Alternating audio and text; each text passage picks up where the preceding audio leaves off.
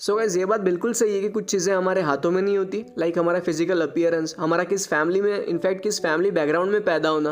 Like sometimes I wonder कि ऐसा क्यों होता है कि कुछ लोगों को बचपन से ही सब कुछ मिल जाता है, वहीं पर कुछ लोगों को बचपन में एक वक्त की रोटी भी नसीब होगी या नहीं ये तक उनको पता नहीं होता। एंड गाइस ये डिफरेंसेस आई फील कि हमेशा रहेंगे क्योंकि इस पर हमारा कंट्रोल नहीं है, लेकिन उसके साथ ही कुछ चीज़ें नेचर ने हमारे हाथ में सौंपी है, जैसे कि हमारी बॉडी, हमारी मेंटल स्ट्रेंथ, हमारी विल पावर एंड अपने करंट सिनेरियो के बेसिस पर अपनी किस्मत को चेंज करना।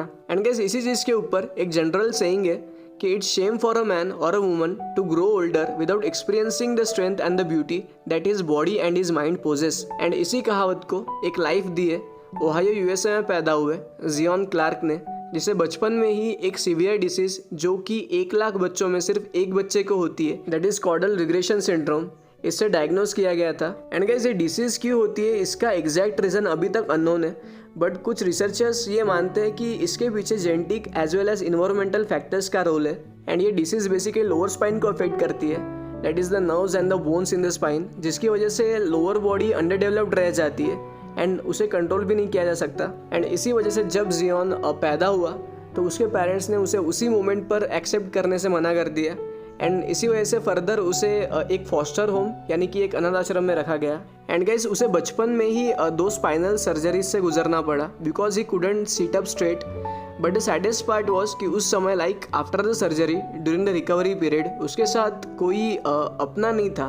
एंड जैसे जैसे जियोन बड़ा होता गया सो उसकी कंडीशन को देखकर कुछ फैमिलीज उसे वहाँ से मतलब कि फॉस्टर होम से अडॉप्ट करने लगी। बट क्योंकि जियोन काफ़ी सारी चीज़ें खुद करने में इनकेपेबल था तो वो कहीं ना कहीं औरों पर डिपेंडेंट था, जिसकी वजह से फैमिली को एक्स्ट्रा इफर्ट करना पड़ता था। एंड इसी वजह से थोड़े टाइम बाद ही फैमिलीज उसे उसके फॉस्टर होम वापस छोड़ आती।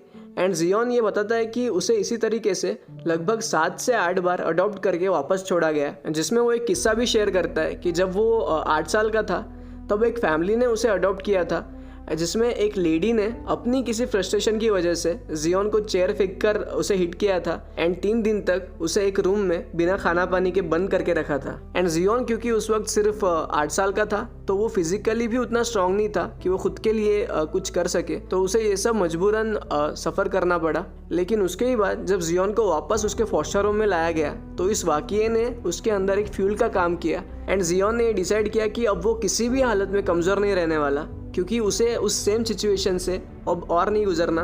एंड अपने मिडिल स्कूल में ही उसने रेसलिंग क्लब ज्वाइन किया। एंड क्योंकि रेसलिंग में एक एक्सप्लोजिव स्ट्रेंथ की ज़रूरत होती है इसलिए वो रेसलिंग प्रैक्टिस के साथ साथ बॉडी वेटेड ट्रेनिंग भी करने लगा। एंड सून क्योंकि उसके मसल फाइबर स्ट्रांग होने लगे तो उसकी अपर बॉडी में एक धीरे धीरे एक्सप्लोजिव स्ट्रेंथ भी बढ़ने लगी। एंड अब वो इंडिपेंडेंटली अपने सारे काम कर पा रहा था। एंड जैसे ही जियोन सीनियर हाई स्कूल तक पहुंचा तो उस पीरियड ऑफ टाइम में जियोन ने इस हद तक प्रोग्रेस करी कि he was undefeated for 33 matches in the senior high school. And Zion को फाइनली इस मोमेंट पर अपना पैशन मिल गया था and there was no looking back for Zion after this. But then guys जब जियोन 17 साल का हो जाता है तब उसके बारे में फिर से अडॉप्शन के लिए पूछा जाता है by a lady named Kimberly Clark Hawkins. And Zion ये सुनते ही थोड़ा सा कंफ्यूज होता है क्योंकि उसे सारी पुरानी मेमोरीज हिट करती है। बट क्योंकि लाइफ के इस मोमेंट पर जियोन को भी एक सपोर्ट सिस्टम चाहिए था, इनफैक्ट एक मॉम का सपोर्ट चाहिए था, so he said yes. And finally Zion को उसका लास्ट नेम मिल गया, that is Zion Clark. And guys Clark family turned out to be a biggest support system for Zion, जिसने जियोन को समझा, इनफैक्ट उसके पैशन को समझा। And finally he got someone to call a mother. And guys इसके बाद Zion के लिए it was a time to fly, क्योंकि बहुत ही कम उम्र में he had discovered his passion and उसके पास एक माँ का अनकंडीशनल सपोर्ट भी था। And then he started preparing himself for a district wrestling competition, जिसमें he found a coach for guidance.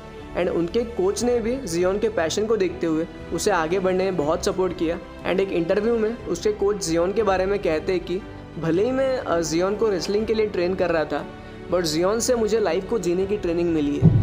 And then guys finally 2016 में जियोन के डिस्ट्रिक्ट रेसलिंग फाइनल्स होते हैं, जिसमें जब जियोन रेसलिंग एरिना में एंटर करता है तब audience was literally on mute and सभी एक्चुअली जियोन को देखकर बुरा फील कर रहे थे।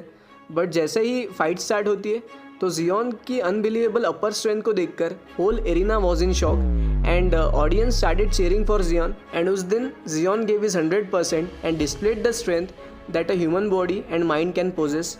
But still, due to a strong opponent, Zion was unable to make it and he lost the fight. But उस दिन ऑडियंस ने ये नहीं देखा कि जियोन लॉस्ट द फाइट, उन्होंने अपने आगे लाइफ को विटनेस किया कि जियोन भले ही कुछ चीज़ों में गिफ्टेड ना हो बट फिर भी उसने हार नहीं मानी एंड एंड तक मैदान में अपने आप से लड़ता रहा। बट स्टिल जब फाइट ख़त्म हुई तब जियोन वॉज इन टीयर्स, क्योंकि उसके पीछे की मेहनत बस जियोन को ही पता थी। बट जियोन के कोच के लिए Zion was the biggest successors among his students, क्योंकि जियोन ने मैदान में गिव अप नहीं किया। एंड गाइस उस इंसिडेंट के बाद लोगों का जियोन के प्रति परसेप्शन पूरी तरीके से चेंज हो गया।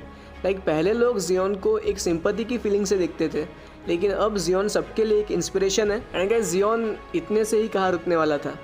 उस डिस्ट्रिक्ट टूर्नामेंट के बाद जियोन ने अपने अपर बॉडी स्ट्रेंथ पर फिर से काम करना स्टार्ट किया एंड इसके ही चलते 2021 में he won a Guinness world record for fastest man walking on hands, जिसमें he walked 20 metres in just a time span of 4.78 seconds. And guys, currently in 2022, Zion is again consistently training to improve his upper body strength and is preparing himself for 2024 Olympic and Paralympic Games. Plus, he also wrote a book named No Excuses. And इसी चीज़ को हमेशा के लिए immortal बनाने के लिए Xeon ने अपनी बैक पर भी एक परमानेंट टैटू बनवाया है ऑफ नो एक्सक्यूजेस, जो कि आज जियोन की एक आइडेंटिटी भी बन चुकी है। So guys that's Zion Clark for you.